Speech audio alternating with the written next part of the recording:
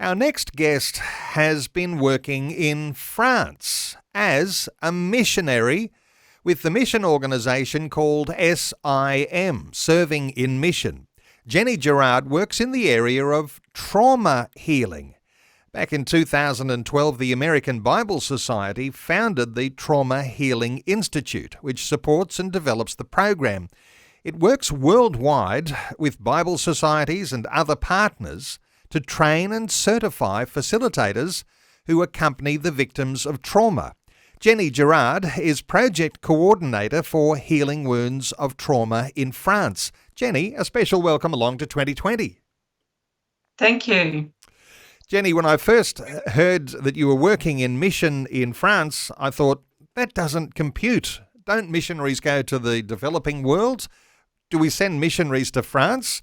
Give us an insight here into how you got there.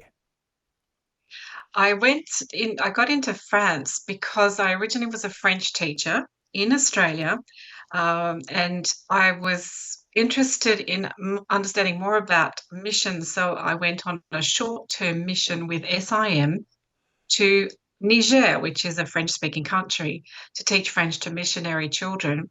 From there, I realized that I really wanted to develop my understanding of the Bible. I wanted to improve my French, and I was convinced that mission is still something that was particularly a calling for Christians everywhere. So, to cut a long story short, I ended up in France at Bible College, of which there are very few, and started my first year there. Within that very first 3 months of the time I was there, I realized God was calling me not to go back to Africa, but to stay on in France, which was really surprising. But I actually had discovered that France was not a Christian country, although people associate France particularly with the Catholic Church. And there was a great need for Christian ministry in France. So I also decided to stay on to finish that 3-year theological course. Now, because I was going back there, that's the opportunity that God used for me to meet my future husband. So we all know that God often pairs people up in situations like Bible colleges. Well, he did that for me, which was also a very neat way of keeping me in France because he's French. He became a pastor. I became the proverbial pastor's wife and was really happy to be able to serve in that way as our family was growing. But my call was originally to France, and I was always searching God's mind to see where he wanted to place me, how he wanted to use me in this country, not only within the pastor's wife role, but also with a wider context. So that's basically how I ended up there. Well, France is renowned to be one of the most secularized nations on earth. And so when listeners hear there are not that many Bible colleges in France, this is one of the reasons why it, I'm sure, is actually quite a tough area to work in. But as a missionary in France, you have this specialization and dealing with trauma. And again, we might be thinking, trauma, isn't that something that might happen in a war-torn nation? It might have been useful when you were serving in Niger.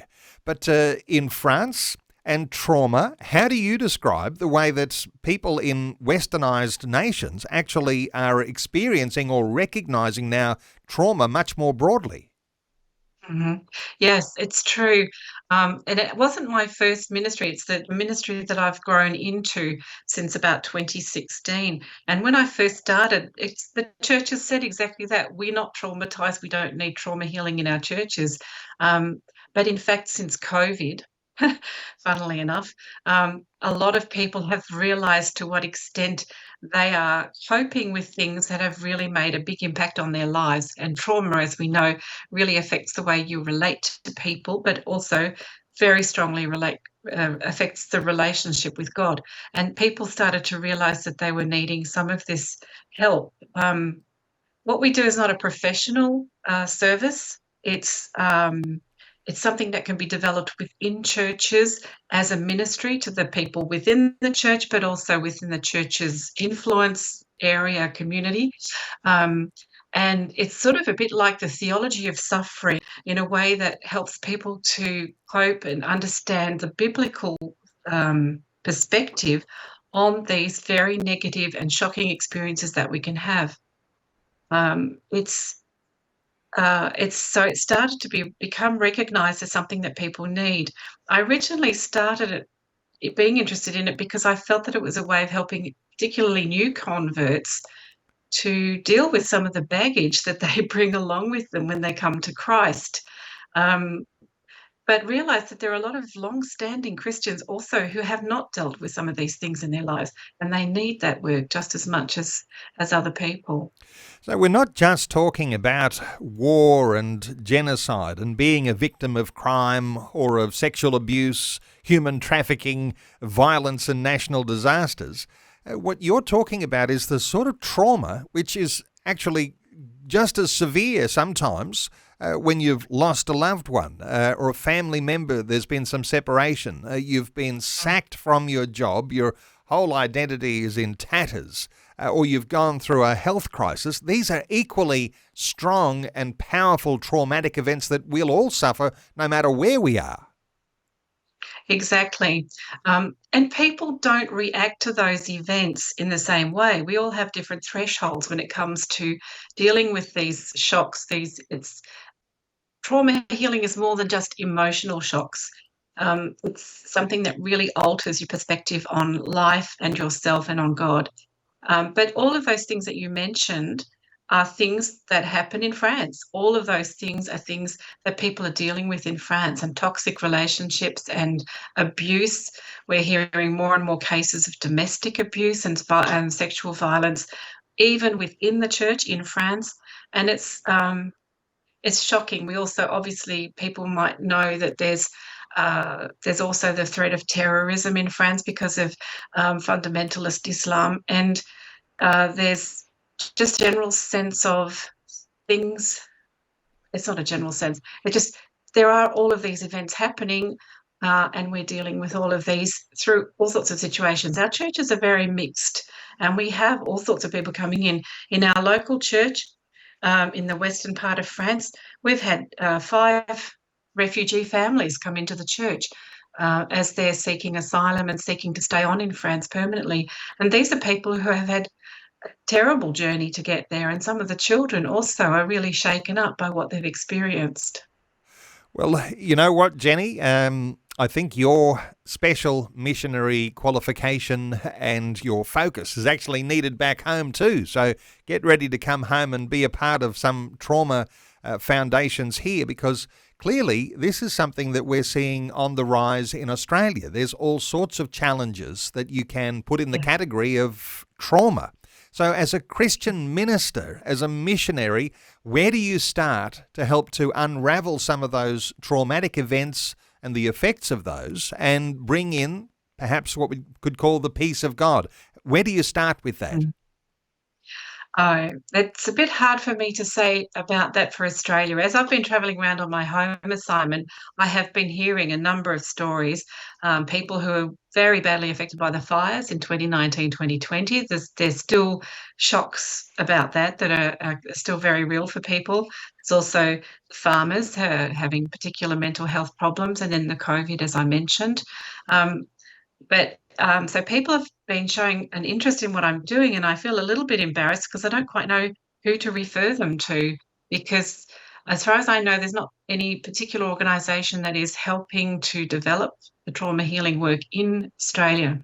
Normally, these things go through the Bible societies, and I have contacted the Australian Bible Society to understand whether they do have an implication or an engagement with this. But for people in Australia, there are people who have been trained facilitators, so we need to see if we can get a network together with them.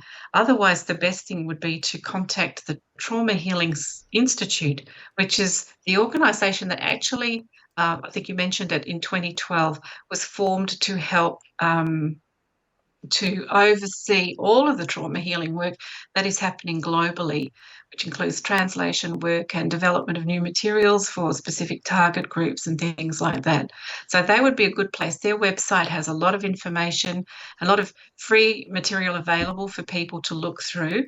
Then they can contact the Trauma Healing Institute to see if there's anything that they can plug into, like in Australia.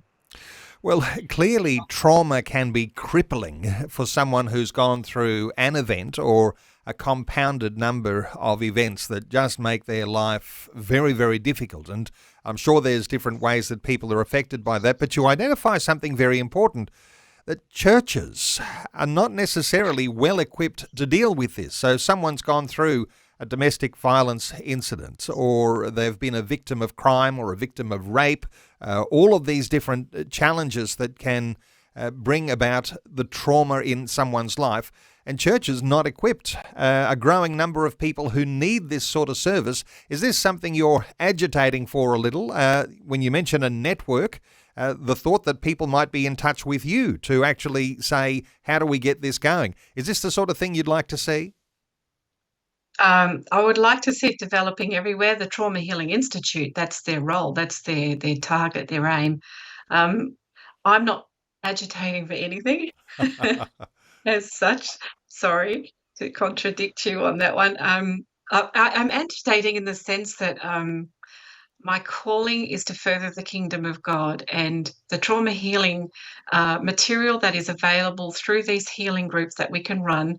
I should just perhaps mention that the healing group is usually about 6 2-hour sessions with a group of up to 12 people where we work through the material together. We're seeing how God accompanies through us through these events, how He understands exactly what we're going through. He knows what it needs for us to survive these things and come out healed or much better off than we were. It's a time when we can bring some of this suffering and our pain to the cross, to Jesus, who carried that for us. So it's actually, if I'm agitating for anything, it's sort of like this idea of combating the evil that is in this world, which is quite a pompous claim, perhaps from my part, but I really feel I'm part of a group of people. We've found something. God has provided this tool for us to stand firm against evil and things destroying people's lives, and through this prayer and this ministry, this contact with the Word of God, and with our good mental health practices, we are actually helping to offset some of the stuff that the evil one has managed to allow to happen. Well, Jenny, wonderful getting your insights today, and there's obviously a bigger conversation around how the ministry works, the difference between what's secular and a secular way of counselling someone who's gone through trauma, and what the difference is between the Christian counsellor who brings the presence of God, who brings the presence of Jesus into the challenging trauma that someone is facing. We perhaps can save a conversation for another day and go into those things a little more deeply. But for now, let me point people to the traumahealinginstitute.org. So traumahealinginstitute.org. If you're interested in trauma healing, and more generally, the organisation SIM, Serving in Mission. There's an Australian website too where you can connect with Serving in Mission and connect with Jenny Girard, Girard, sim.org, and you'll find a link for Australia. Jenny, thanks so much for taking some time to share your thoughts and heart with us today on 2020. Thank you, Neil. It's been great to talk with you.